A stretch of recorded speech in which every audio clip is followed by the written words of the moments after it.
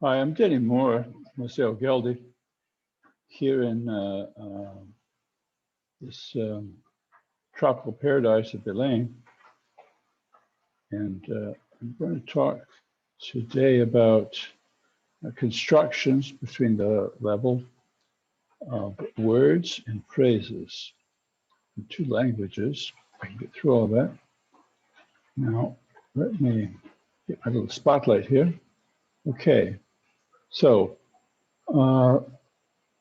this level is formed, contains constructions which are formed by syntactic derivation and syntactic compounding. These are syntactic processes and not morphological processes. These also occur as morphological processes in both languages, but I'm talking about the syntactic composition and derivation. These are very regular, and it's very productive. This is a rather large part of the syntax. In order to analyze these, well, what we'd like to know is what are the constituents of these systems? What are the rules that operate in these syntactic processes of derivation and compounding? These form a system. Now, we'll look at briefly the systems of the Gavião and also the German chief. I'm calling these complex words and complex word stems. Okay, just a bit of Gavião basic syntax so we can understand the other part of the analysis. Now, Gavião sentence basically has a couple of positions, initial positions, and a couple of more than several final particle positions, and has an inner sentence, which has the same form as an embedded clause. They all have the same composition. It's right here. There's a subject, which is followed by an auxiliary, and then there are any number of syntactic verb phrases or embedded clauses. And these can be shuffled in any order with no change of meaning. One of these can be brought to the front, only one, and that gives a test to see what the frontiers are, what the frontiers are of these constructions. Okay, now here's an example sentence, number 2. It has a couple of things in the front. Here is the sentence, here's the auxiliary, or here's the subject, here's the auxiliary. It's an embedded clause. Here's one verb phrase, here's another verb phrase. Here's a sentence with four verb phrases. Here's one. Here's the subject and auxiliary. The second one, the third one, the fourth one, and the final particle. What is interesting is this particle here. There's a set of particles that follow, that occur at the end of phrases. They occur at the end of noun phrases and also at the end of verb phrases. Now, some of these, for example, mean exactly, they mean really, and things which qualify the phrase. These are useful for diagnosing syntactic analysis because these things have the scope of a phrase. So whatever occurs within that scope is a phrase. This is useful because once you start getting constructions of more than one word, you're not sure. Maybe it's a phrase, maybe it's not. So you have to test and see. One aspect of the syntax in Gavião is that adverbs and postpositions do not exist as word classes. These are what translates as adverbs are verbs without inflection, and what translates as postpositions are a kind of transitive verb stem. Now, since the verb phrase move around freely, and what are usually adjuncts have a verbal characteristic, the distinction between verb phrases and adjuncts is neutralized in this language. It's interesting. Okay. Let me explain the terminology a bit. I'm calling the forms in this column stems, even though they're phonologically free, because syntactically they're parallel with these, which are normally called stems. That is to say, they occur after the object. So an explicit rule, this is here, and then you either choose the prefix or you choose a free noun phrase in these. Some of these have, this form, by the way, is what's usually called the relational form in 2P studies. There's obviously no relational prefix in Gavião since both morphemes are consonant initial. Some of these have corresponding words and some don't. They exist only as stems. Okay, but there are three kinds of verb phrases according to what the nucleus is. The complex verb stems have the same distribution as the simple verb stems. These are simple verb stems. They occur with the same prefixes. They fall in the same slot. They sit inside the verb phrase in the same place. The intransitives are marked for the subject, cross-referencing. The transitive verb stems have their object indicated here. This is the argument.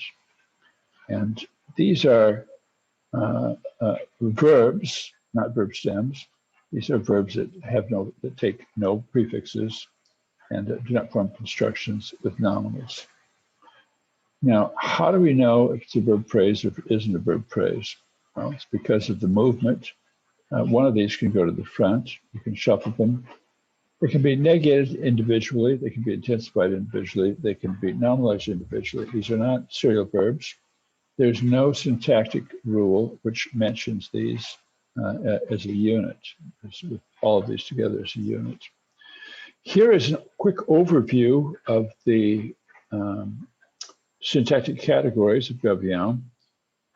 Here are the elementary units. These are nouns, noun stems, transitive verb stems, intransitive verb stems, verbs, which are the uninflected verbs, and adjective stems. There are no free adjectives. There's only stems. These are always attributive.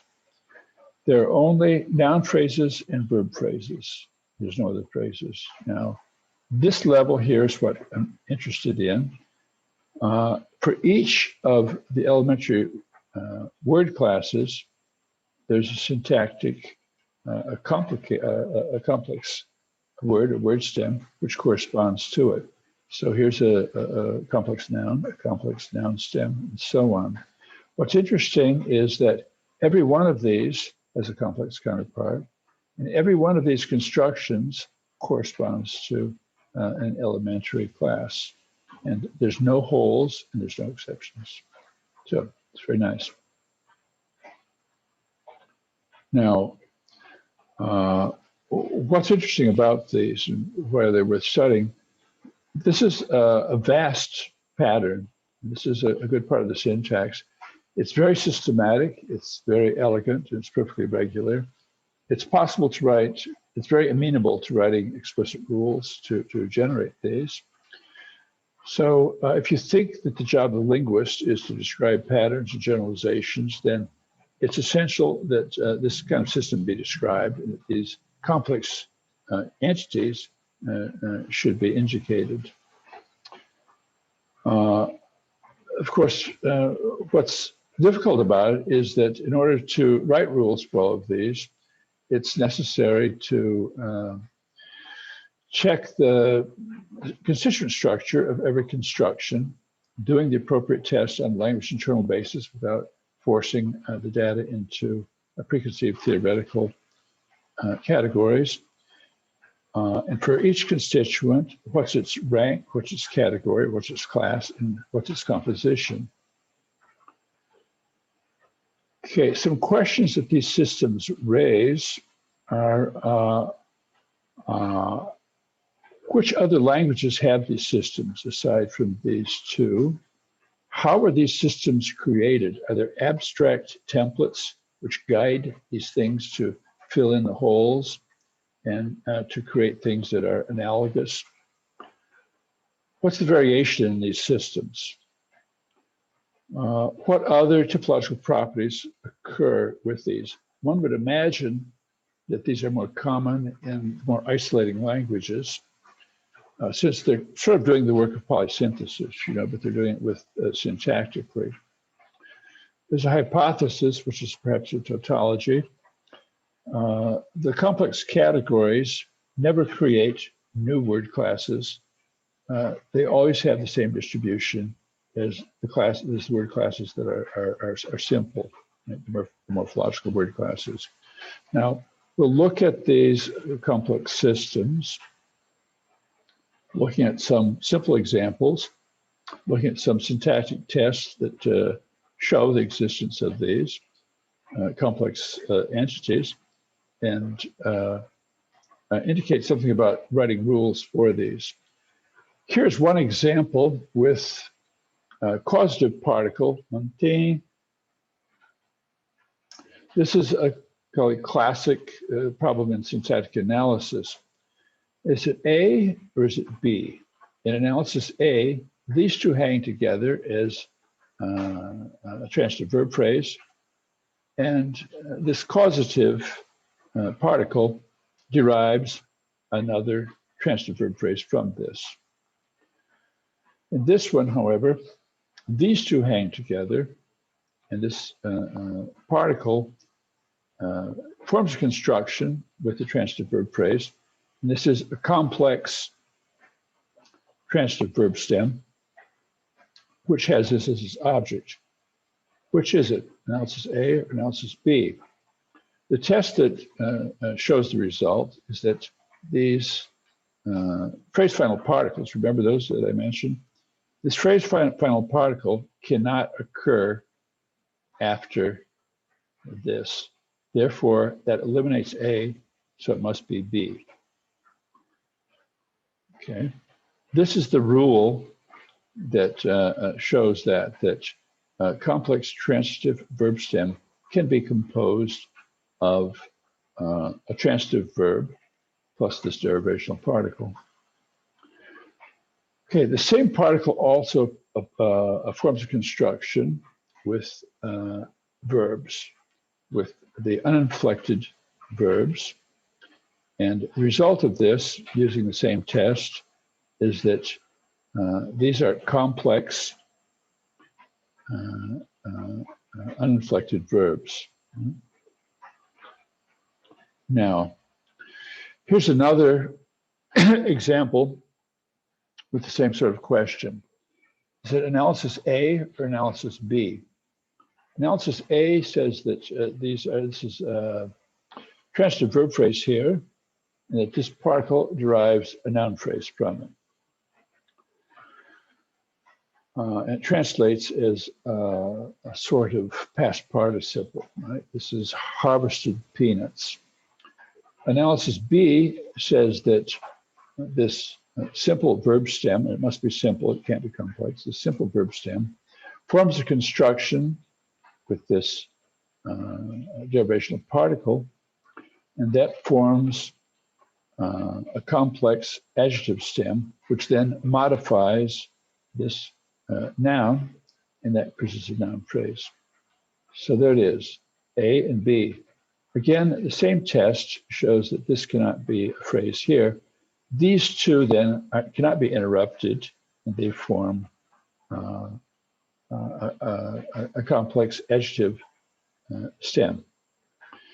This is confirmed by a second argument. The second argument depends on the fact that the same particle forms a construction with intransitive stems that this then modifies a noun. This must be the analysis, because these two together are not a possible constituent. This cannot form a constituent with a preceding noun. Okay, so therefore the rule is general. It says that a complex adjective stem can be formed by an elementary verb stem that's followed by this particle. Okay. Now, okay. Here's another example of these to form temporal constructions. Here's, again, a derivational particle, which forms a construction with an elementary verb stem, again, only elementary verb stems.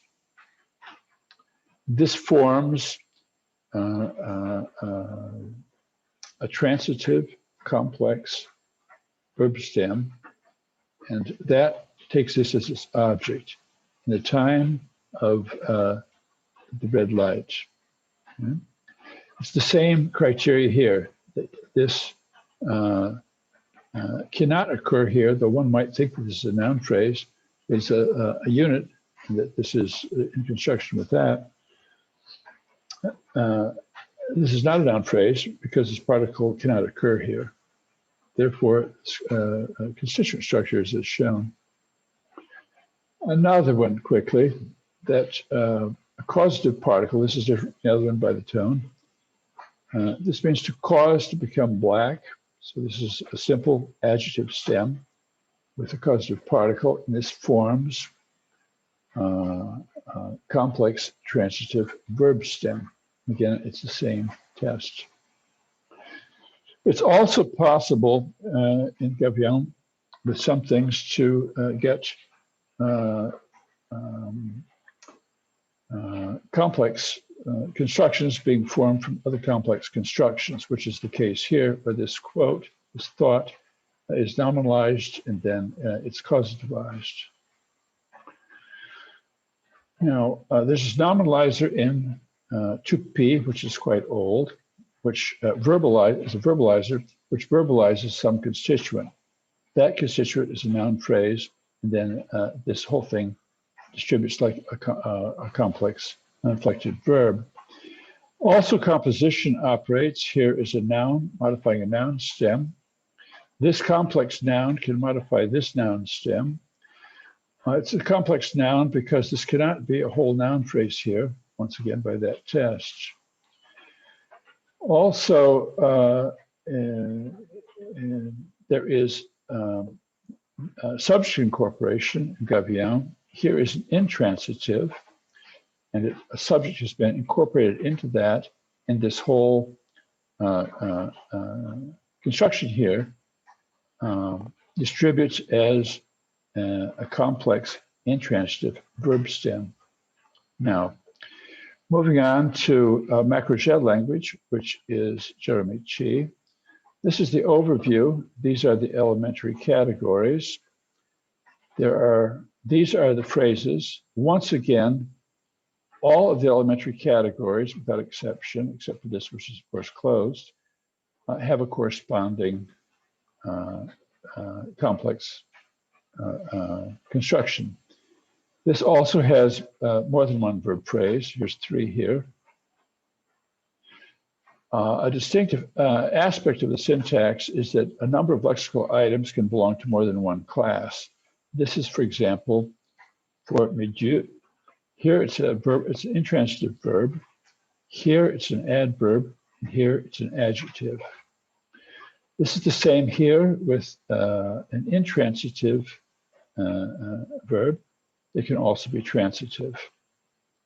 Okay, you go up and make him go up.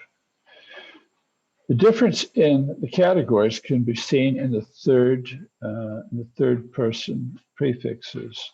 It's a 0 with intransitive verbs, and it's an E in all the others. Looking at these examples, what seems odd at first glance is that sleep is taking a transitive prefix. However, the complex construction here is a complex verb stem because this has been causativized, and that is selecting a transitive prefix. The same thing happens here. There's been derived a complex adjective, and that is taking the prefix that is appropriate for adjectives, and not what is appropriate for this leftmost element, which is an intransitive. So to account for the distribution of the prefixes, you have to recognize these complex entities. What the Gavião systems and the Jeremy Chi have in common is symmetry into the simple categories and the complex categories. It would be interesting to verify the existence of these systems of words, complex words in other languages. Certainly these two cases aren't the only ones. There's certainly other ones out there. Greg Urban once said to me that there were similar things in Jet languages, but we never did anything with it. There it is, Adventures in Syntactic Derivation and Compounding. Big hug.